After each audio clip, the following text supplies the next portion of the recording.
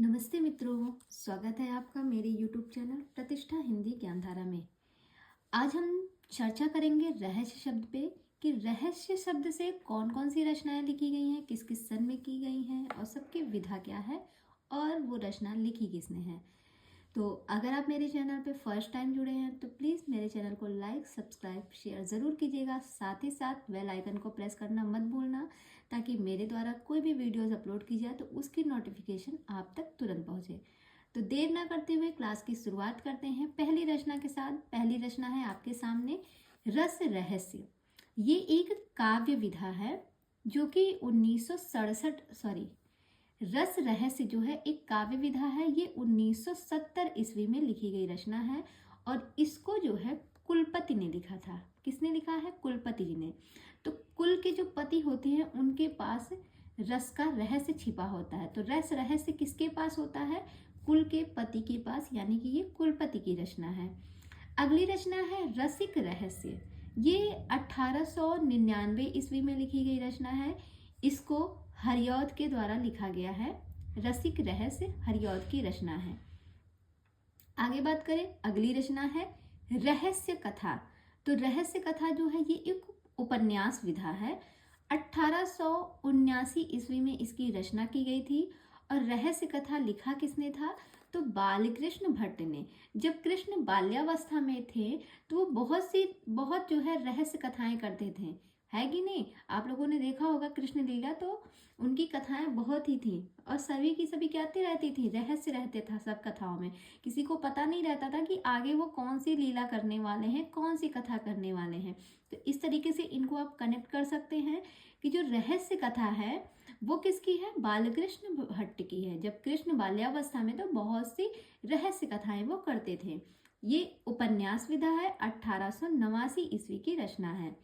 अगली रचना है उपन्यास रहस्य। ये एक निबंध है, संग्रह क्या है? निबंध संग्रह है उपन्यास रहस्य। और ये लिखा किसने है? तो ये महावीर प्रसाद द्विवेदी के द्वारा लिखी गई रचना है। अगली रचना है आपके सामने रूपक रहस्य। रूपक रहस्य जो है ये आलोचना विधा है, 1931 ईस्वी में लिखी गई है और इसको लिखा है श्याम सुंदर दास ने। किसने लिखा है रूपक रहस्य? तो श्याम सुंदर दास के द्वारा लिखी गई रचना है। अगली रचना है आपके सामने रति रहस्य। ये एक ग्रंथ है, काव्य शास्त्रीय ग्रंथ है, उसमें आपको मिलेगा रति रहस्य। तो रति रहस्य जो है ये कक्कोक की रचना है। किसके द्वारा लिखी गई है? कक्कोक के द्वारा लिखी गई है। बहुत ही महत्वपूर्ण है, परीक्षा में कई बार पूछी गई है कि रति रहस्य किसकी रचना है? तो कक्कोक की है। अगली जो रचना है वो है देवस्थान रहस्य। ये उपन्यास विधा है जो कि 1905 ईस्वी में लिखी गई है प्रेमचंद के द्वारा।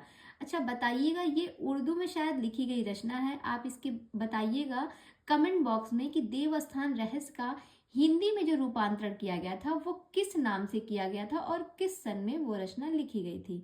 ये आप बताइएगा कमेंट बॉक्स में कमेंट करके। और यहाँ पे जो है देवस्थान रहस्य उपन्यास है 1905 का, जो कि प्रेमचंद के द्वारा लिखी गई रचना है।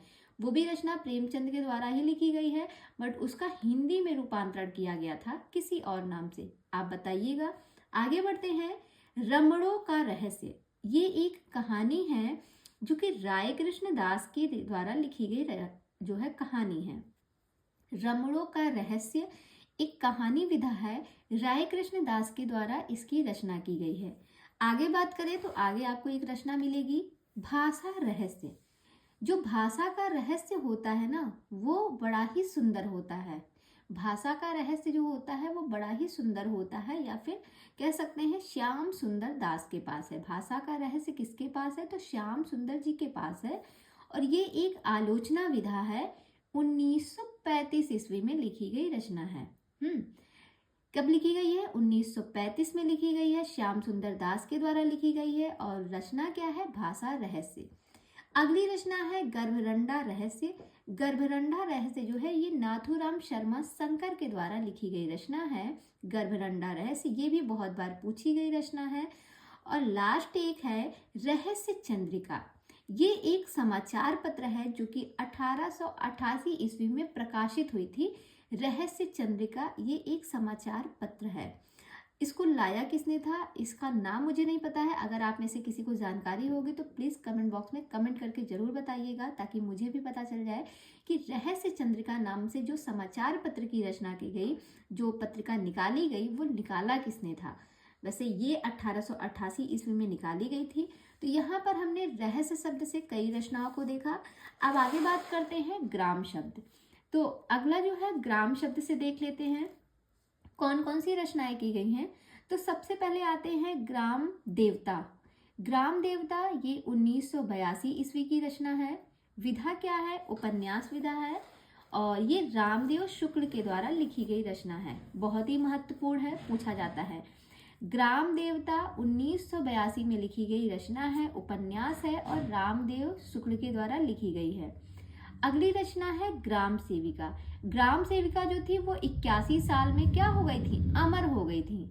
ग्राम सेविका जो थी वो 81 साल में अमर हो गई थी, यानी कि अमरकांत की रचना है। 1981 में उपन्यास विधा है। अगली बात करें तो अगली रचना है ग्राम्या। ग्राम्या जो है ये 1940 में लिखी गई है, और ये एक काव्य संग्रह है जो कि पंत के द्वारा लिखी गई रचना है, यानी कि सुमित्रा नंदन पंत की रचना है ग्राम्या। ये भी बहुत ज़्यादा प्रश्न ये पूछा गया है कि ग्राम्या जो है किसकी रचना है, किस सन में लिखी गई है।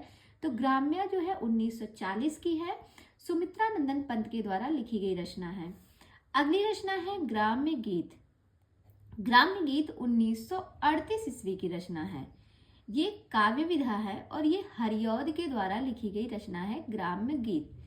अगली और लास्ट रचना है उजड़ ग्राम।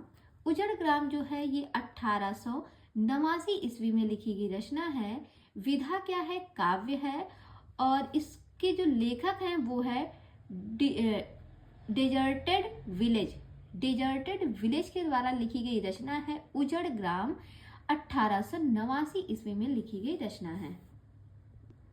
आगे बात करें तो अगला शब्द जो हमारे सामने है वो है सूखा शब्द। तो अब हम देखेंगे कि सूखा शब्द से कौन कौन सी रचनाएं लिखी गई हैं। देखिए ये इसमें थोड़ी थोड़ी रचनाएं हैं, इसलिए मैं एक ही वीडियो में कई रचनाओं को इसमें जो है ऐड कर देती हूँ। तो यहाँ पर है सूखा शब्द। तो सूखा शब्द से कौन कौन सी रचनाएं लिखी गई हैं इसको देख लेते हैं। जैसे पहली रचना है सूखा बरगद। सूखा बरगद एक उपन्यास है जो कि 1986 ईस्वी में लिखी गई रचना है, और इस रचना को लिखा है मंजूर एहतेशाम के द्वारा। किसके द्वारा लिखा गया है, सूखा बरगद, ये मंजूर एहतेशाम के द्वारा लिखी गई रचना है। अगली रचना की बात करें तो अगली रचना है सूखी डाली। तो सूखी डाली ये उपेंद्र नाथ अश्क की रचना है, सूखी डाली। आगे मिलती है एक रचना सूखा सरोवर जो कि 1960 ईस्वी की रचना है। ये है लक्ष्मी नारायण लाल की रचना सूखा सरोवर। अगर लक्ष्मी नहीं रहेंगे तो सरोवर क्या हो जाएगा, सूख जाएगा। आप उसकी व्यवस्था नहीं कर पाएंगे तो सरोवर क्या हो जाएगा, सूख जाएगा, क्योंकि हमारे पास पैसे नहीं है, लक्ष्मी नहीं है। तो सूखा सरोवर, लक्ष्मी नहीं है इसलिए सरोवर कैसा हो गया, सूख गया। 1960 की है। अगली रचना है सूखा पत्ता। तो सूखा पत्ता क्या होता है, जैसे पेड़ जो होता है, पेड़ में जब पत्ते रहते हैं तो वो हरे भरे रहते हैं, उनमें जान रहती है। लेकिन जब पत्ता सूख जाता है वो तो पेड़ की डालियों से अलग होकर गिर जाता है, और जब गिर जाता है तो वो क्या हो जाता है, वो अमर हो जाता है। तो कह सकते हैं कि जो सूखा पत्ता था वो अमर हो गया, गिर कर क्या हो गया, अमर हो गया। तो यानी कि अमरकांत की रचना है सूखा पत्ता। ये उपन्यास विधा है और 1959 ईस्वी की रचना है। अगली रचना है आपके सामने सूखा स्वर्ग। सूखा स्वर्ग जो है ये उपन्यास विधा है, और ये योगेश कुमार के द्वारा लिखी गई रचना है सूखा स्वर्ग। आगे बात करें तो अगली रचना है सूखता हुआ तालाब। ये भी उपन्यास विधा है, 1972 ईस्वी की रचना है। ये रामदरस मिश्र की है। तो कहते हैं भैया जो सूखता हुआ तालाब है ना वो बेहतर तभी होगा जब हम राम के दर्शन करेंगे। राम जी के दर्शन से हमारे यहाँ जो सूखता हुआ तालाब है वो बेहतर हो जाएगा। कहते हैं ना भगवान की कृपा पड़ेगी तभी जो है अब इसमें जान आएगी। लगता है हमसे कुछ गलती हो गई है, इसीलिए भगवान हमसे रुष्ट हो गए हैं, तो इस तालाब को सूखा कर दिए हैं। तो इस तरीके से आप इनको कनेक्ट कर सकते हैं कि सूखता हुआ तालाब ये जो सूखता जा रहा है, अगर आप इस तालाब को बेहतर करना चाहते हैं, बेहतर से आप 72 को कनेक्ट कीजिएगा। अगर आप इसे बेहतर करना चाह रहे हैं तो आप क्या कीजिए, राम जी के दर्शन कीजिए। राम जी के दर्शन जब आप करेंगे तभी जो है ये सूखता हुआ तालाब जो है वो बेहतर हो जाएगा। तो ये उपन्यास विधा है। और लास्ट जो रचना है वो है सूखते स्रोत। सूखते स्रोत नाम से एक कहानी की रचना की गई है, जो कि 2003 में लिखी गई है। कब लिखी गई है? 2003 में लिखी गई है। और ये जय नंदन के द्वारा लिखी गई रचना है। सूखते स्रोत विधा क्या है? कहानी है। 2003 में लिखी गई है। और लिखा किसने है? जय नंदन के द्वारा लिखा गया है। आगे बात करें तो अगला जो शब्द है हमारे सामने वो है इंद्रधनुष। तो अब हम देखेंगे इंद्रधनुष से मिलती जुलती कौन कौन सी रचनाएं हैं। तो सबसे पहली जो रचना है वो है एक इंद्रधनुष जुबैदा के नाम। ये एक कहानी संग्रह है जो कि सूर्यबाला के द्वारा लिखी गई रचना है। ये भी प्रश्न बहुत ही महत्वपूर्ण है, पूछा जाता है कि इसकी विधा क्या है। एक इंद्रधनुष जुबैदा के नाम ये कहानी विधा है और ये सूर्यबाला के द्वारा लिखी गई रचना है। अगली रचना आपके सामने है तना हुआ इंद्रधनुष। ये एक यात्रा साहित्य है जो कि 1990 ईस्वी में लिखी गई रचना है। और ये रामदर्श मिश्र के द्वारा लिखी गई रचना है। तना हुआ इंद्रधनुष किसके द्वारा लिखी गई है? रामदर्श मिश्र के द्वारा लिखी गई है 1990 ईस्वी में। अगली जो रचना है वो है इंद्रधनुष और ये एक एकांकी विधा है जो कि राम कुमार वर्मा के द्वारा लिखी गई रचना है। तो अगर आप चाहते हैं तो ऐसे कुछ जो पॉइंट आपको मिलते जुलते रहते हैं ना, इनको आप अपनी नोटबुक में नोट कर लिया कीजिए। साथ ही साथ जैसे आप जब मेरी वीडियो को देखते हैं तो साथ ही साथ कॉपी पेन लेके बैठा कीजिए और रचनाओं को लिखते रहा करिए, ताकि आपको याद तो होंगी और साथ ही साथ जब दोबारा कभी आप भूलेंगे तो अपनी नोटबुक उठा के तुरंत आप इसको रिवाइज कर सकते हैं कि हाँ मैंने किसकी रचना पढ़ी थी। बार बार आपको वीडियो पे आने की ज़रूरत नहीं पड़ेगी और इससे आपको चीज़ें क्या होंगी, याद भी होती चलेंगी। तो चलिए आगे बढ़ते हैं। अगली जो रचना है टूटा हुआ इंद्रधनुष। ये क्या है? ये उपन्यास विधा है। तो टूटा हुआ इंद्रधनुष किसका है? ये मंजुल भगत की रचना है। ये भी बहुत महत्वपूर्ण है, पूछा जाता है। मंजुल भगत के द्वारा लिखी गई रचना है टूटा हुआ इंद्रधनुष। अगली रचना की बात करें तो हमारे सामने एक है इंद्रधनुष रौंदे हुए। ये एक काव्य संग्रह है जो कि 1957 ईस्वी में लिखी गई रचना है। इंद्रधनुष रौंदे हुए ये अज्ञे के द्वारा लिखी गई रचना है। इसको लिखा किसने था? सच्चिदानंद हीरानंद वात्स्यायन अज्ञे इनका पूरा नाम है और शॉर्ट में मैंने लिख दिया है अज्ञे। आगे बढ़ते हैं। अगली रचना एक आपके सामने है अजनबी इंद्रधनुष। तो अजनबी इंद्रधनुष जो है ये उपन्यास विधा है और इसके जो लेखक हैं वो हैं आशीष सिन्हा। आशीष सिन्हा के द्वारा लिखी गई रचना है। आगे एक रचना हमें मिलती है इंद्रधनुष, जो कि एक कहानी संग्रह है। ये उग्र की रचना है। देखिए ऊपर हमने पढ़ी है इंद्रधनुष, लेकिन विधा क्या है? एकांकी। तो एकांकी विधा जो है वो रामकुमार वर्मा के द्वारा लिखी गई है, लेकिन इंद्रधनुष जो कहानी संग्रह है वो उग्र के द्वारा लिखी गई रचना है। और आगे एक लास्ट रचना है इंद्र सुने। इंद्र सुने ये उपन्यास विधा है। 1978 ईस्वी में लिखी गई रचना है और गिरिराज किशोर के द्वारा लिखी गई रचना है। ये गिर गए थे तो इंद्र से कहते हैं इंद्र सुने मैं गिर गया हूँ। कौन कहता है? इंद्र से कहते हैं इंद्र आप तो कम से कम सुन लो। क्यों? क्योंकि मैं तो गिर गया हूँ, मैं तो गिर गया हूँ, मेरा कोई साथ नहीं दे रहा है, मैं तो गिर गया हूँ, तो कम से कम इंद्र आप ही मेरी बात सुन ले। तो इस तरीके से याद रख सकते हैं इंद्र सुने। काहे इंद्र सुने? क्योंकि मैं गिर गया हूँ। इस तरीके से आप इनको कनेक्ट करके याद रख सकते हैं। 1978 की है, उपन्यास विधा है। और आगे देखते हैं। आगे जो है बिंदी शब्द। तो बिंदी शब्द से कुछ रचनाएं हैं। बिंदी शब्द से इनको भी हम देख लेते हैं इसी क्लास में। तो जैसे एक रचना है बिंदिया लागी। तो बिंदिया लागी ये एक कहानी विधा है जो कि भगवती चरण वाजपेयी के द्वारा लिखी गई रचना है, बिंदिया लागी। अगली रचना है तीन बिंदिया। तो तीन बिंदिया जो है ये कहानी संग्रह है। ये फणीश्वर नाथ रेणु के द्वारा लिखी गई रचना है। एक रचना है सुहाग बिंदी। तो सुहाग बिंदी जो है ये एकांकी विधा है जो कि गणेश प्रसाद द्विवेदी के द्वारा लिखी गई रचना है। ये बहुत ही महत्वपूर्ण है, पूछा गया है कई बार पेपर में। एकांकी विधा है, गणेश प्रसाद द्विवेदी के द्वारा लिखी गई रचना है सुहाग बिंदी।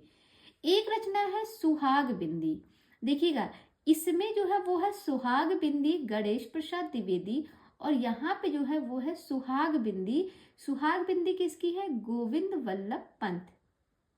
सुहाग बिंदी किसकी है? गोविंद वल्लभ पंत की है। और लास्ट में है हरि बिंदी। तो हरि बिंदी किसकी है? मृदुला गर्ग की रचना है। तो मृदुला जो है वो हरि बिंदी लगाती थी, मृदुला जी जो है वो हरि बिंदी लगाती थी। इस तरीके से इनको कनेक्ट करके याद रख सकते हैं। हरि बिंदी किसकी है? ये है मृदुला गर्ग की रचना। और अब एक लास्ट शब्द को देख लेते हैं, पुरुष शब्द। तो अब देख लेते हैं कि पुरुष शब्द से कौन कौन सी रचनाएं की गई हैं। तो सबसे पहले एक रचना आती है पुरुष परीक्षा। ये रचना जो है पुरुष परीक्षा, ये विद्यापति के द्वारा लिखी गई रचना है पुरुष परीक्षा। आप लोग कमेंट करके बताइएगा ये पुरुष परीक्षा जो रचना है ये किस भाषा में लिखी गई है। ये विद्यापति की रचना है, लेकिन बताइएगा इसकी भाषा क्या है। आगे बढ़ते हैं, अगली रचना है तत्पुरुष। तत्पुरुष 1989 ईस्वी की रचना है। ये काव्य विधा है और ये अशोक वाजपेयी के द्वारा लिखी गई रचना है तत्पुरुष। अगली रचना है आपके सामने पंचपुरुष। तो पंचपुरुष जो है ये एक नाटक है, 1978 ईस्वी में लिखा गया नाटक है। और लिखा किसने था? लक्ष्मी नारायण लाल के द्वारा लिखा गया था पंचपुरुष। आगे बात करें तो अगली रचना आपके सामने है पुरुष पुराण। पुरुष पुराण जो है ये उपन्यास विधा है। ये 1975 ईस्वी में लिखी गई रचना है। और इसको लिखा किसने था? इसको लिखा था विवेकी राय ने। पुरुष पुराण ये रचना किसने लिखी थी? तो ये लिखा था विवेकी राय ने, और उनके द्वारा लिखा गया उपन्यास है 1975 में। अगली रचना है पुरुषोत्तम। पुरुषोत्तम यानी कि पुरुषों में उत्तम, ये 1983 ईस्वी की रचना है। ये भी एक उपन्यास विधा है। और पुरुषोत्तम नामक जो उपन्यास लिखा गया था ये लक्ष्मी नारायण लाल के द्वारा लिखा गया उपन्यास है। एक रचना है आपुरुष। आपुरुष जो है ये 1976 ईस्वी की रचना है। विषय क्या है? ये विधा जो है ये उपन्यास विधा है और बदी उज्जमा के द्वारा लिखी गई रचना है आपुरुष। आगे बढ़ने हैं, आगे हम देखेंगे एक कहानी लिखी गई है जो कि उस कहानी का नाम है गलत पुरुष। मतलब गलत पुरुष नाम से एक कहानी लिखी गई है 1978 ईस्वी में। और लिखा किसने है? मेहरुन्निसा परवेज ने। मेहरुन्निसा परवेज ने एक गलत पुरुष नाम की कहानी सुनाई थी। इस तरीके से याद कर लीजिएगा कि जो मेहरुन्निसा थी, एक मेहरुन्निसा से आप कह दीजिए मतलब गांव में बोला जाता है ना, औरतों को मेहरारू बोला जाता है, तो कह सकते हैं एक मेहरारू थी, वो एक गलत पुरुष की कहानी बताई थी। मेहरारू जो है वो किसकी कहानी बताई थी? एक गलत पुरुष की कहानी बताई थी। कहानी से याद रहेगा, कहानी यानी कि ये कहानी विधा है और गलत पुरुष उनकी रचना है। किसकी? गलत पुरुष के बारे में कौन बताया? एक मेहरारू बताई। तो मेहरारू से आप मेहरुन्निसा परवेज को याद करिएगा। और 1978 की रचना है। तो कह सकते हैं कि एक मेहरारू ने गलत पुरुष की कहानी बताई थी। और कितनी कहानियां बताई थी? 7 से 8 कहानियां बताई थी। 7 से 8 यानी कि 7-8 यानी कि 78 की ये रचना है। याद हो जाएगा। आगे बढ़ते हैं, अगली रचना है पुरुष का भाग्य। पुरुष का भाग्य जो है ये कहानी है। तो पुरुष का जो भाग्य होता है वो अज्ञेय है, उसको कोई जान नहीं सकता। क्या है? अज्ञेय है। पुरुष का भाग्य कैसा है कोई जानता है? पुरुष खुद नहीं जानता उसका भाग्य कैसा है। तो आप याद रख सकते हैं कि पुरुष का भाग्य क्या है? ये अज्ञेय है, इसको कोई जान नहीं सकता, इसका किसी को ज्ञान ही नहीं है।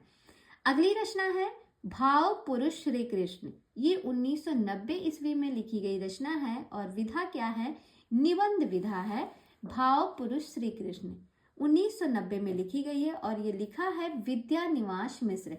ये विद्यानिवास मिश्र के बहुत से निबंध संग्रह हैं और उनके सभी के सभी निबंध जो है बहुत ही महत्वपूर्ण है।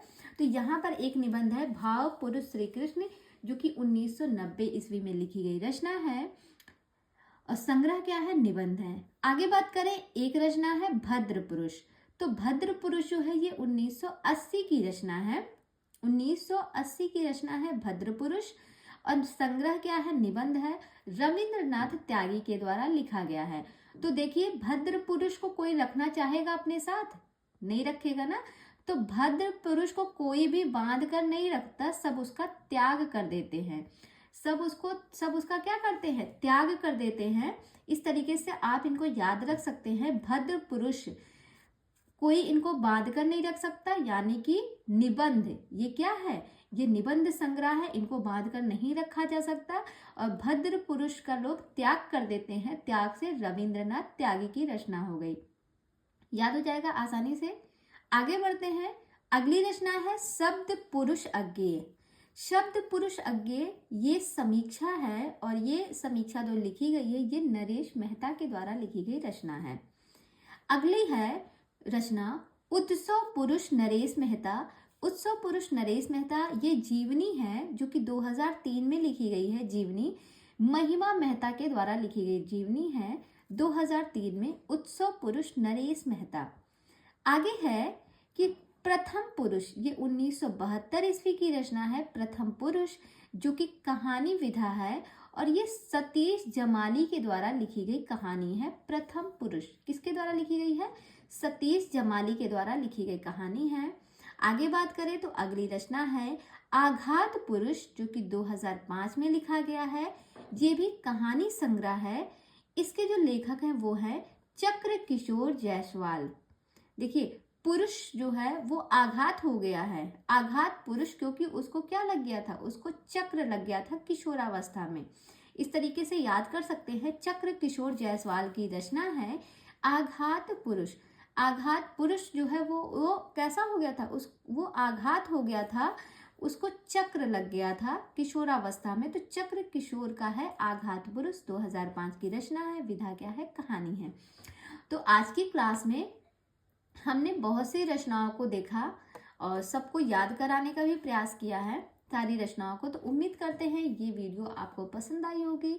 जैसी भी लगी हो आप कमेंट में कमेंट करके बता सकते हैं। बाकी अगर और भी किसी शब्द, कोई ऐसा शब्द है जो आपके मन में है कि मैम ये रचना अगर मुझे मिल जाती तो सही रहता, इस नाम से कौन कौन सी रचनाएं लिखी गई हैं, तो अगर ऐसी कोई रचनाएं आपके मन में हैं जो आपको मतलब नहीं याद हो रही हैं, या उनके बारे में आप और जानना चाहते हैं कि इस नाम से कौन कौन सी रचनाएं लिखी गई हैं, तो आप कमेंट सेक्शन में जाके कमेंट करके मुझे बता सकते हैं, ताकि मैं उस पर जो है, उन शब्दों पर जो है अगली वीडियो ला सकूं।